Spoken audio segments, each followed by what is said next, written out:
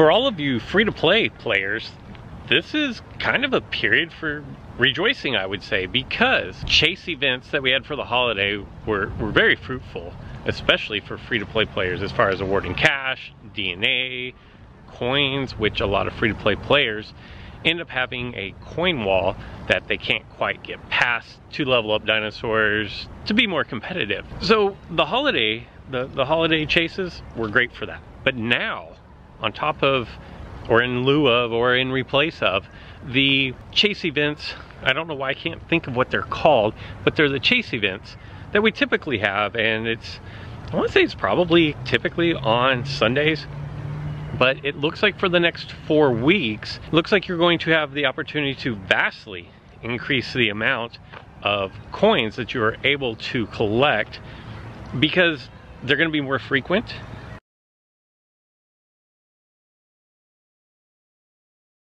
These little treasure chests, and if I can, it's pretty far away from me, there's not one any closer, or else I would definitely, and I can't even tap on it on my screen here. Wait, it's not gonna let me tap on it, I guess it's too far on my screen, but you can see in the upper left hand corner there is a treasure chest, and they're going to have a 1-hour cycle on them. And for more about what these towers are, these coin chases is what they're gonna call them instead of treasure chases.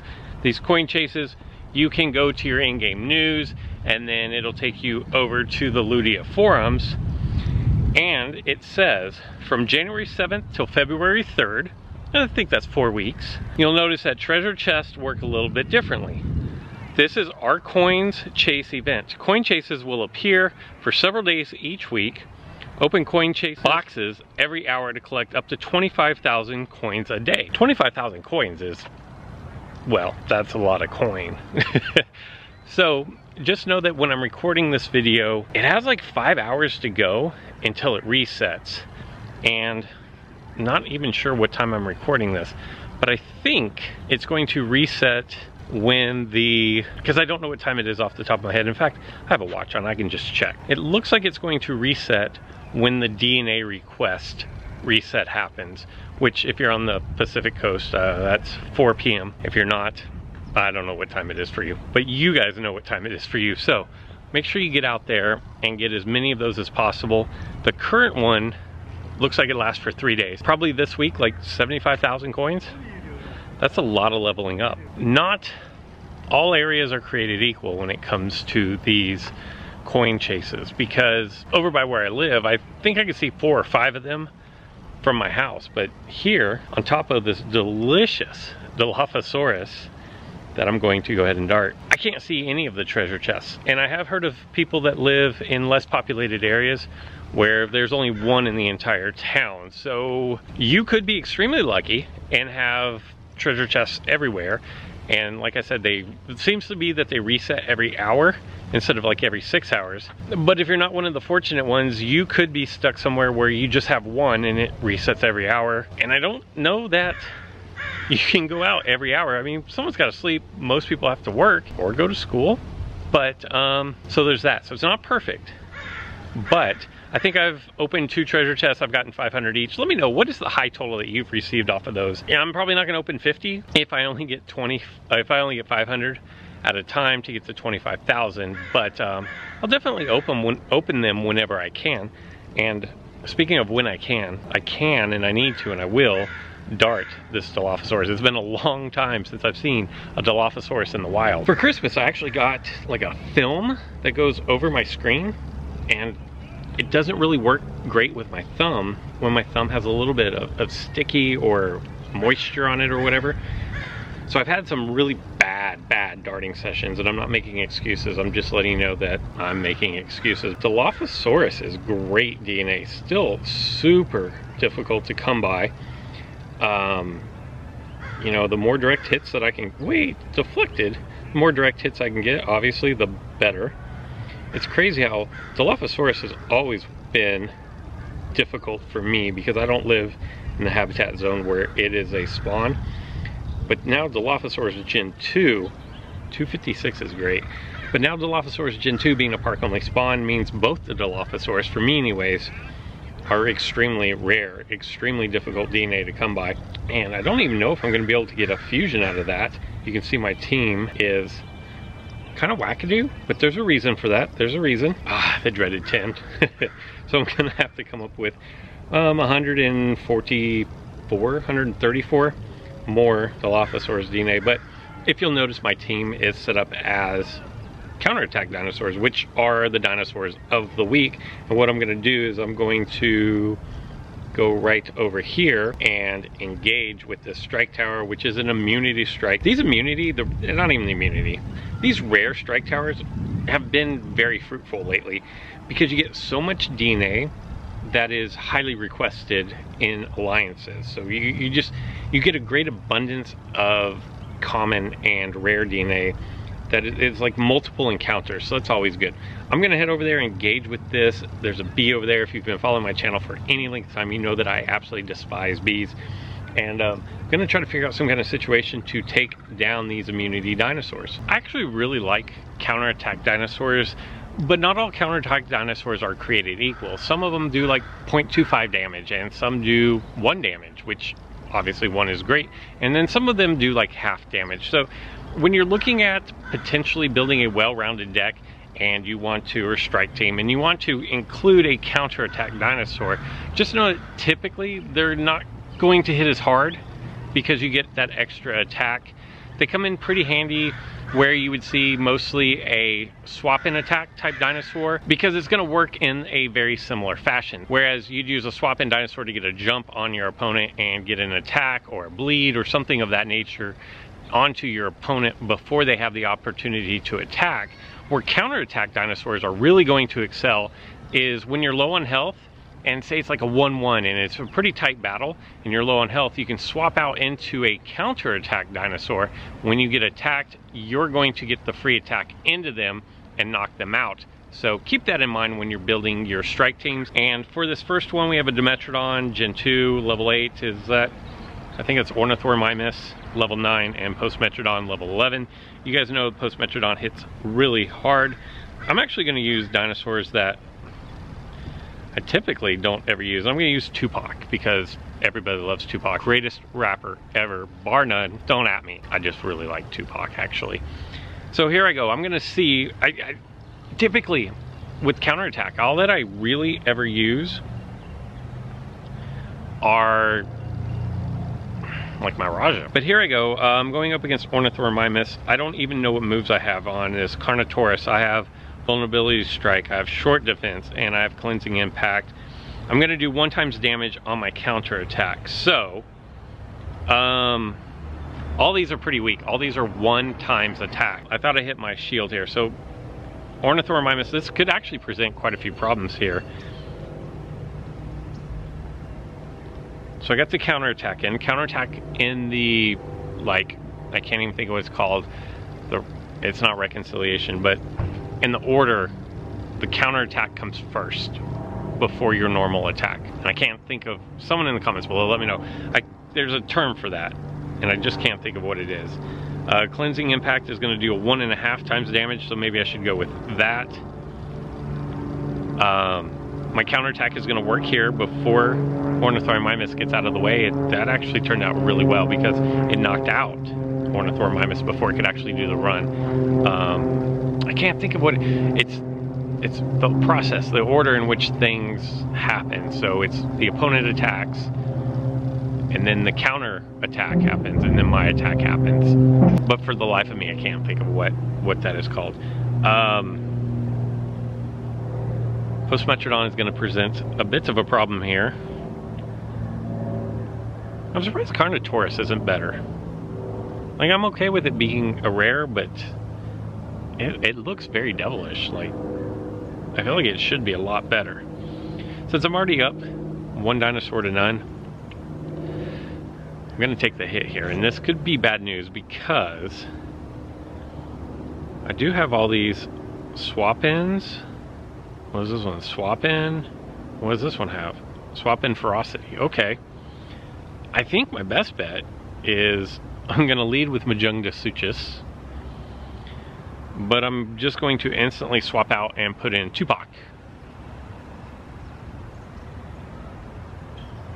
So I'm going to be doing 50% more damage on my attacks, which is nice for these counter strikers because, as I mentioned, they're not all that strong. Like, that only did 500 damage, and this kind of presents a bit of a problem here because now I'm going to lose Tupac as well. Just not much of an attack there. Let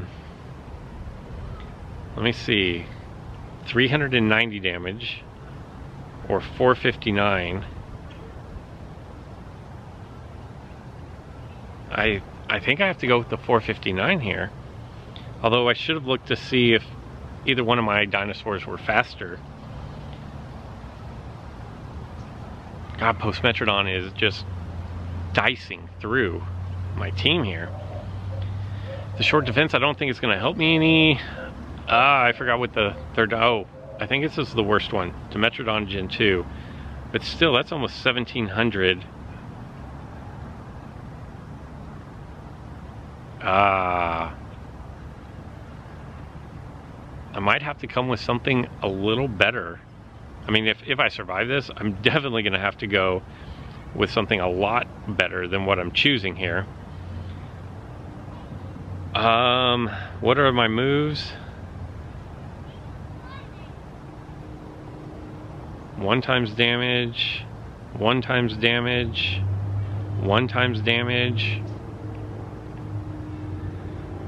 Might as well buff everything up. So I think that's gonna be like 2 times no.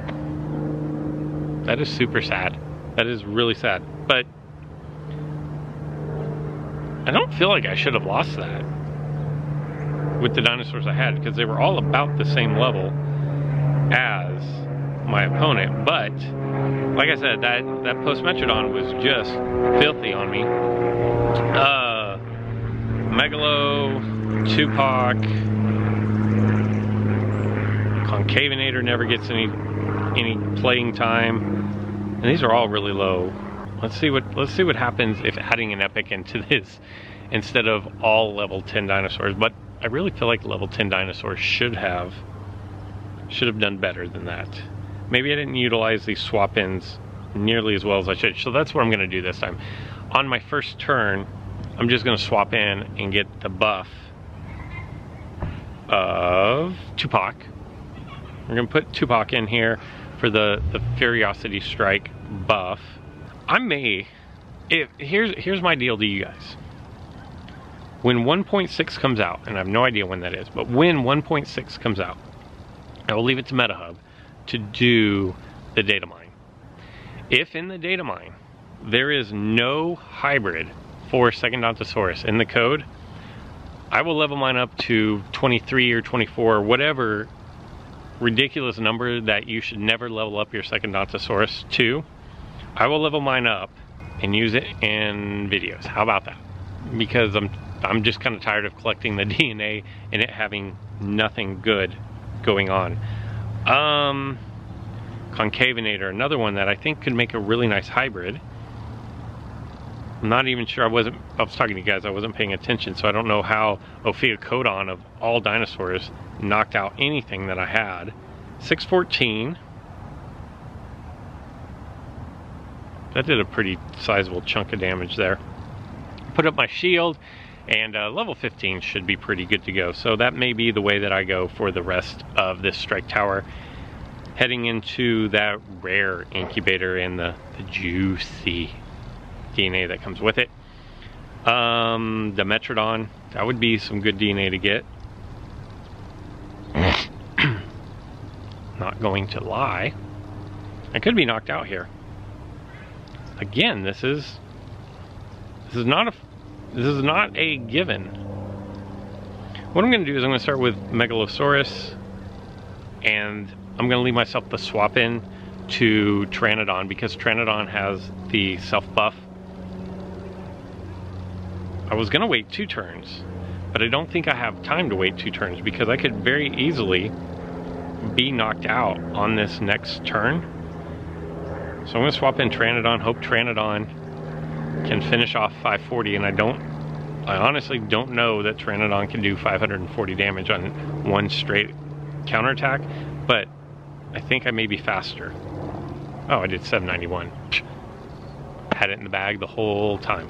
So I'm going to finish this off, and then I will be back and show you guys what I get in that rare incubator. And here for the final level, and I will say that when I use all my level 15s, this has been way easier to take down the tower up to this point, and kind of using them a little bit, kind of figuring out what works and doesn't work. I understand Pteranodon at even levels with Indoraptor is a good counter. Now, where you're going to run into a problem here is that, quite honestly, nobody has Pteranodon at any level near where Indoraptor is, so it's kind of a moot point. But if you feel like throwing away a bunch of DNA, I don't even know how you'd go about doing it, but there is that option. Because Indoraptor is going to start at level 21, so I don't know how that would really work. I'm kind of disappointed that I was not able to take out the Ornithormimus right there. And I'm using my weakest dinosaur of them all. And I'm going to say that I'm a little concerned already, seeing as how I lost the very first one, but I probably should have gone Pteranodon here. We'll see how it plays out, but maybe Pteranodon wasn't going to be strong enough, but that was my concern, is that Postmetrodon is so strong. I'm going to swap out here. I'm trying to think on the fly, because this is a more cerebral. Counterattackers are more cerebral. You have to like think moves in advance, and you have to think, what do I have and what do I potentially have down the road? 919 is not a lot, and I've only knocked out one of their dinosaurs. And I'm not going to get to go first here, but I have nullification. So this is going to work out. As long as I don't get hit for 919, and I did not, then that's going to work out. My counterattack didn't work, but my nullification is going to work. So now I'm up 2-1, although that's kind of a false up, because I'm going to lose Pteranodon right away. The good news is I have impact and run. Although I think, no, this isn't Ophiocodon, so there's no counterattack coming. Just kidding. There was a counterattack coming back at me. And I think I'm going to leave this up to Concavinator. It's my my strongest dinosaur, but 1.5 times damage. I didn't see what my damage there was. Hopefully it's 1225. There was my counterattack. And there we go. That was way more difficult than every single one of you, or probably, well, 90% of you are going to have to deal with, just because I use this week's dinosaurs, which may quite honestly not even be that great of a counter. Immunity dinosaurs, something that nullifies, is maybe better, or just tank buster. Just go and hit them as hard as you can. They're immune, but they're not immune to high damage. How about that? 5,000 coins, thank you. Ophiocodon, meh. Gallimimus. As you see, I have 40,000 now of Gallimimus. And Chilocodon is not one of the rares that I was looking for here. Dimetrodon for 199 is almost a meme right there, but supply drops. You see that 67 darts? I think, in fact I know, something changed. Maybe you get 50% more than what you did before. I don't know that there's been a release from Ludia about that, so keep an eye out for that. And I'm gonna walk around and see if I can't come across any more Dilophosaurus, because I need some. Anyways, that's all I've got for today. I hope the information helps you out when you are trying to build a strike team, and maybe your smarter brain than my brain can come up with a way to incorporate a counterattack dinosaur, hopefully one that is a better counterattack dinosaur than what I was using. But use what you have, throw a counterattack dinosaur into your strike team, and maybe that'll help you get a win when you would get a loss. Until next time.